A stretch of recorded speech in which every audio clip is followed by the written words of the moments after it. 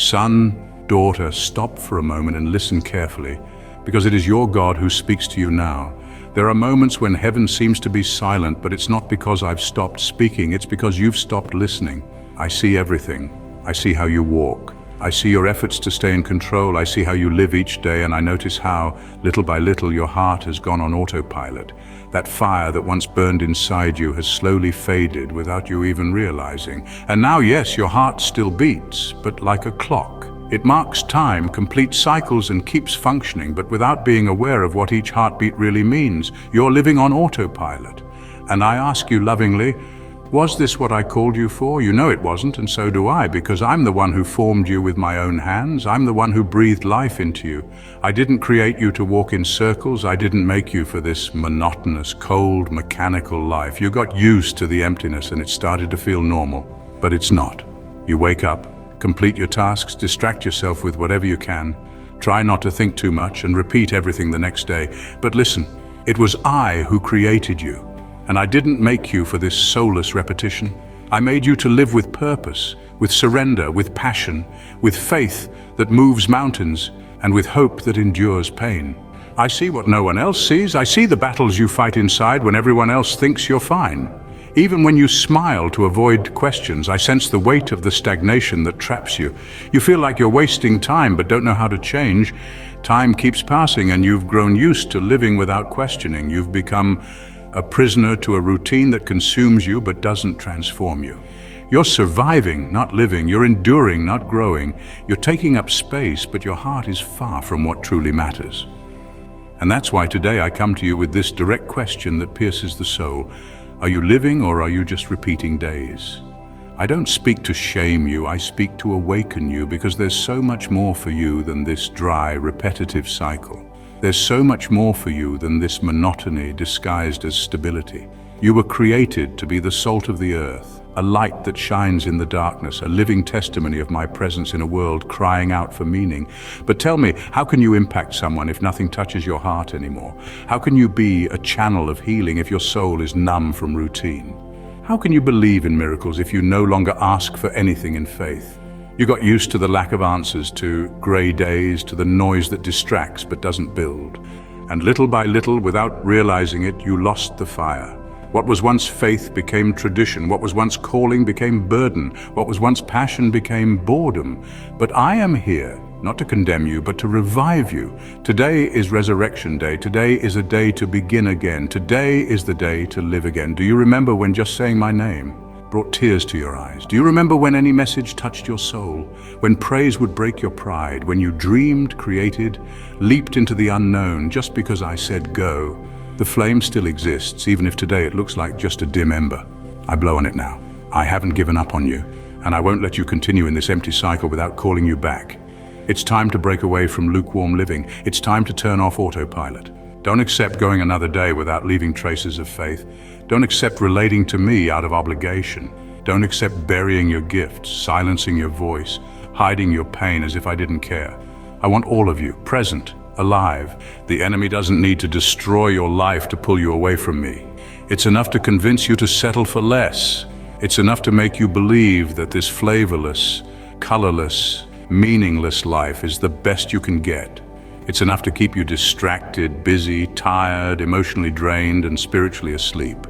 It's enough to surround you with people who say everything's fine, while your soul is screaming for change. But I call you to awareness. I call you back to your essence. You weren't born to repeat days, you were born to shape generations. Rise up now from that prison of spiritual dullness, tear your heart open before me and cry out like someone who truly desires something new. Say boldly, Lord, I don't want to just exist. I want to live, and I will answer you. I will pour new oil over you, a fresh anointing that will break the yoke of fruitless routine. I will rekindle your passion for the things from above. I will restore your ability to dream and give you the courage to step out of your comfort zone. But it's necessary to break that lethargy that holds you back. It's necessary to admit that you need to be touched again, to be healed, to be awakened, that you need more than religion. You need relationship. Do you know what happens when a field is abandoned? Weeds grow, thorns take over, pests spread, and the soil that once bore fruit becomes barren. The same happens to a soul that isn't cared for, that no longer feeds on my presence, that no longer surrenders in true prayer. A lifeless routine is abandoned soil, and if you don't break it, the seeds I planted in you won't grow. I'm calling you to cultivate the soil of your heart again. I'm calling you to water it with sincere tears. I invite you to dig deep until you find the spring that flows into eternal life. It's not too late. Listen to this carefully. It's not too late to start again. Even if you've spent years going in circles, I can still guide you to the right path. Even if you've wasted time on distractions, toxic relationships, self-sabotage, or hidden sins, there is still hope. I am the God who turns the paralyzed into runners, who gives sight to the blind, who frees the oppressed and heals the sick. And that's exactly what I will do with you. But I need you to truly want it, to choose to live, to say, Lord, take me out of this shallow place, lead me into deeper waters. Because living requires courage, living requires faith, living requires obedience, but living is also where miracles happen. I didn't bring you this far to watch you sink into apathy. I didn't lift you from your past just to leave you stuck. I have plans for you, great plans, impossible by human standards, but plans that only come to life when you leave the repetition and step into purpose. You weren't born to be trapped in cycles of exhaustion. You were born to win battles, to cross deserts, to conquer promises. And all of that begins when you say, enough, I will not accept just existing anymore. Then I will answer you. I will empower you. I will guide you. Because I am the Lord who sustains you, who frees you, who calls you by name and never gives up on you. From today on, I want you to wake up each day with expectation.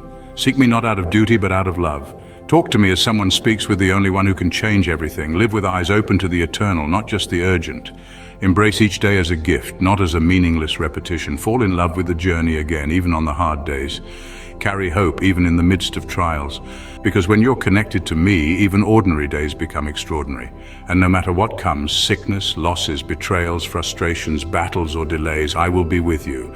And that is enough for you to truly live. So now answer me, are you living or are you just repeating days? If your answer is sincere, then prepare yourself, because from now on, I will teach you how to live again. And now that your heart has begun to awaken, let me show you what living truly looks like. Living begins not when circumstances change, but when your awareness deepens. It's in the quiet decision to stop ignoring your soul's condition. You begin to live the moment you decide to stop pretending you're fine when you're not. Living is when you allow yourself to sit in my presence and finally say what you've been afraid to admit, even if it comes out in silence, in tears, or trembling whispers. Because that's where healing begins. Not in hiding, but in exposure. I don't need polished prayers. I long for real ones. I already know your pain, but it transforms you when you admit it to me. That moment of surrender becomes a doorway into the life you were made for. Living means being brave enough to ask me difficult questions, not with bitterness, but with honesty. Why did this happen? Where were you when I felt abandoned? What do you want from me now? These are not signs of weak faith. These are signs that you're waking up. Living is saying, God, I don't know what to do, but I'm here. It's staying in the tension instead of running to distractions. It's choosing to sit with me even when you feel nothing, because faith isn't always fire. Sometimes it's just showing up, and in those moments when you expect nothing, I begin to move. You'll notice it in small things at first, a peace that doesn't make sense, a sudden clarity in the middle of your confusion, a warmth in your chest when you thought your heart was cold forever. That's me, I'm still here, and I never stopped calling you. You'll start to feel conviction again, not condemnation, but gentle confrontation. Living includes letting me change what you've long protected. Old mindsets, unforgiveness, coping mechanisms that numb but never satisfy. I want it all, not to take it away without purpose, but to replace it with something better. Living means learning to recognize my voice again, not just in moments of desperation, but in daily whispers, in the quiet nudges, in the ideas that won't leave, in the sudden compassion for someone you usually ignore. I'm speaking, not in the loud, but in the consistent. Living is not about doing more, it's about becoming more aware, more present, more honest. You can be busy for me and still miss me entirely. That's why I'm calling you to rest, not inactivity, but spiritual recalibration. A place where you stop striving to prove your worth and let me remind you that you already have it. You are not just a servant, I call you child. And children are not defined by performance. They are defined by relationship. That's where your strength will come from. Not duty, but intimacy. Living means bringing me into everything, not just into your prayers, but into your work, your decisions, your frustrations. I care about what you care about. There's nothing too small to bring into my presence. Start your day with me. Pause in the middle of chaos and remember I'm near. End the day with me. Let me hold your rest. You were not created to carry it all alone. Living requires trust. Not the shallow kind that repeats words, but the deep kind that says, even if I don't understand, I still believe you're good. That kind of trust isn't built overnight. It's built in moments of obedience, one act at a time. And sometimes obedience looks like waiting. Living is knowing that waiting isn't wasting. When you trust me enough to stop forcing outcomes, you make space for the supernatural. You give me room to work beyond your striving. Living also means being willing to be redirected. You may have your plans, your timelines, your ideas, but if I say, not this way, will you still follow? True life begins when you stop asking me to bless your path and start asking me to lead your steps. Living will challenge your comfort, because real growth never happens inside convenience. Sometimes I'll ask you to let go of what's familiar, not because it's bad, but because it's not enough. And if you trust me with the uncomfortable, I will show you beauty you didn't even know existed. Living means letting me teach you how to love again. Not guardedly, not transactionally, not when it's safe, but fiercely, compassionately, without expecting anything in return. Living means risking your heart again. You've been hurt, I know, but walls built to protect often become prisons. Let me heal what broke you so you can give again, not foolishly but freely. Living means being interruptible. When I place someone in your path who needs kindness, will you see it as a detour or an assignment? You don't need a platform to make impact. Sometimes love whispered in secret changes a life forever. Living is when you begin to see others not as threats or burdens, but as reflections of my image. It's when you look into someone's pain and choose to stay rather than escape. Living also means taking responsibility. You are not a victim of your story. You are a vessel of redemption. I didn't just save you from something. I saved you for something. You are meant to leave a mark that points to me. Living will require truth. You cannot live fully while hiding parts of yourself from me. Let me into the rooms you've kept locked, the ones labeled too broken, too shameful, or too late. Nothing is off limits when healing is the goal. Living is learning to enjoy the process, not just chase the outcome. If you wait until everything is perfect to be grateful, you'll never taste joy. Gratitude isn't a reaction, it's a decision.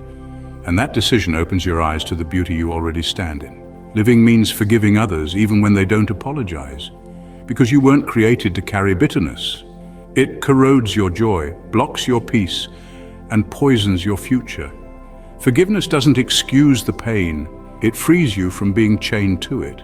Living means confronting your fears, not by pretending they're not there, but by facing them with me beside you. You're stronger than you think, but not because of your own might, because I dwell in you. Living is also messy sometimes. There will be days you fall back into patterns. Days when the fire dims, days when doubt knocks louder than faith. But none of that disqualifies you. As long as you come back, again and again, I will meet you. Living requires you to stop comparing your journey. Your pace is not theirs. Your process is not theirs. I write stories uniquely. Stop resenting your chapter just because it doesn't look like someone else's highlight.